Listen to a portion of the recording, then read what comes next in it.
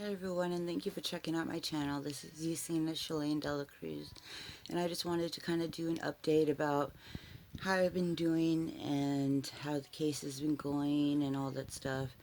Um, the case has been going pretty good. I've been since the whole incident with the medications. I've got that under control and everything, so I'm doing really good, and the medication's really helping me.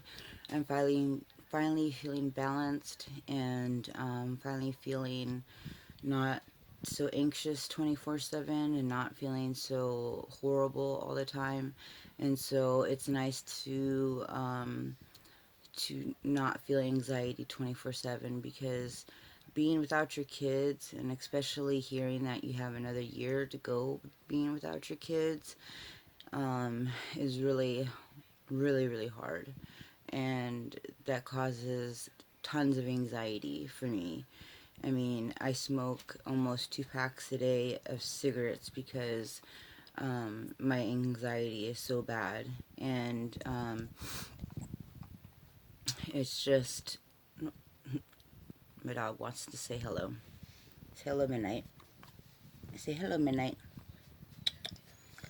Mm. But uh, I just wanted to do a quick update. And like I said, the medications, I feel good that we finally found a balance that works for me and everything. And I haven't been doing much at all, just working and coming home, working and coming home, and trying to think of some things to do on YouTube for you guys. Um, I just got kind of fell into a depression there for a little bit, after the whole accusation of being high. That kind of, you know, kind of threw me into a depression, because it just felt like, and then they were bombarding me about questions about my medications, and it just felt like they were trying to tell me that they knew what was best for me when they're not even doctors. And they're just, I just don't, I just couldn't stand it. I had a little lashing out this Friday with one of my workers that I work with, and I was honestly so mad that at the time I didn't care if she went and told my OCS worker that I was lashing out. Um, she probably did, and I'm probably going to hear about it.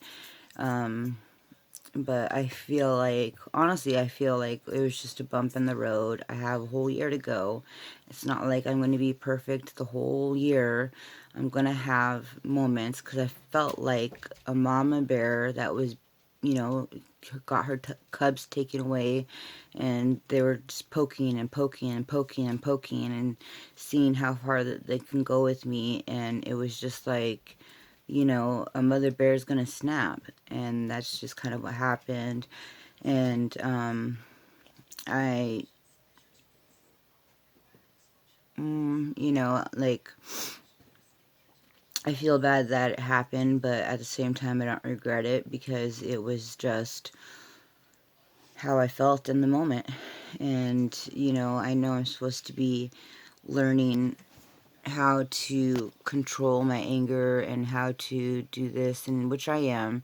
Like I said, it was just a bump in the road. I still have a long time to go yet before um, they even consider bringing the kids home. For whatever reason, they had me kick out Andreas. They had me break up with him. You know, they have me doing all these classes, going to counseling, and I just don't know what else they want me to do. And I know the whole lashing out part, but like I said, it's just like you can only pick at a mama bear so long before they explode. I mean, I miss my kids every single day, every single second of the day. There's not one second that goes by that I'm not thinking of my kids, that I'm not worried about them, that I'm not wondering what they're doing, if they're okay, are they cold, do they have socks on, is their hair clean, things like that. And it's just like, they need their the motherly touch. You know, that's all there is to it. There's no one that could love their their kids more than a mother, and I realized that. You know, before I had suicidal thoughts, before they found the combination of my medication. Um, this was back in Oregon, and I used to think I had suicidal thoughts, idolations, I guess. And I used to think that my kids would be better off without me because I felt like I was such a piece of crap that, you know, that I was just going to ruin them, that they didn't need me, that they, that they would be better off without me. And after losing them, losing custody of them, it made me realize that my kids need me more than anything, and I need my kids more than anything, and we need each other. And it's been 2 years since all this happened, and now they're talking about another year, and it's just like my body, I'm like, I just don't know how I'm going to do this. I just don't know how I'm going to do this. The visits and, the saying goodbyes and see you laters and all that stuff. And it's just like, I don't know. I don't know. It's just one of the hardest things I'm, I've ever had to go through in my entire life. I thought that I've been through a lot. My kids have been through way more than I have. And the only person to blame is myself. And that keeps me up at night. That gives me nightmares, which I take medication for, is to help prevent night terrors because I get them. Because it's just like, it's my fault that my kids cry themselves to sleep. It's my fault that my kids are in foster care. It's my fault, that my kids are, you know,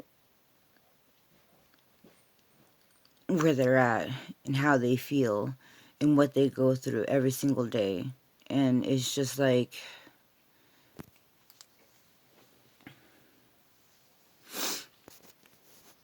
I don't know. It's just, it eats me alive. It really does every single day. There's not a day go by that I don't think about them. I can't wait till they're home. Whether it's a year from now or not, I want them to come home. And I'm ready for them to come home. I really, really am. You know, it's just me and my mom here. There's, plus the animals. But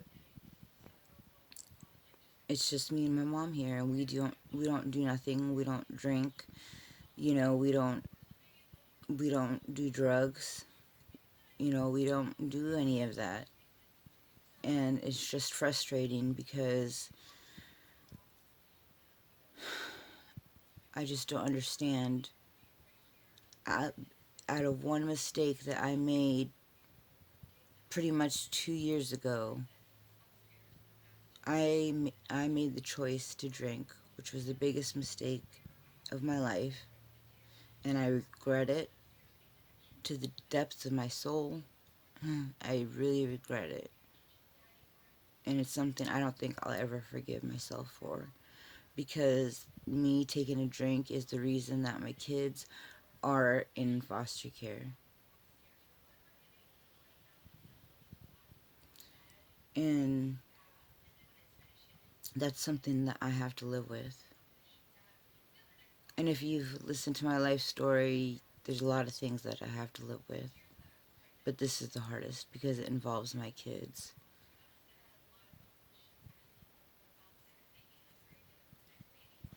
But I don't mean to ramble on. My kids are doing good. My daughter, she's getting all A's. I'm super proud of her. My son, he's catching up. He's kind of the slower learner, but like he gets it. He's getting B's and C's, so I'm super proud of him.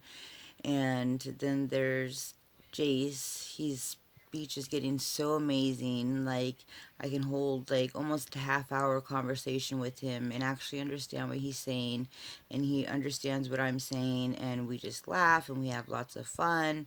And he tells me what he wants for his birthday and how old he's going to be, and what he wants to be for Halloween, which like, he told me he wanted to be the blue Power Ranger. So I ordered it off of Amazon, and it was like 50 bucks. And then now he tells me he wants to be a vampire. I should have waited. I should know that kids, like, change their mind constantly. But thank you for checking out my channel, and I just wanted to say thank you so much.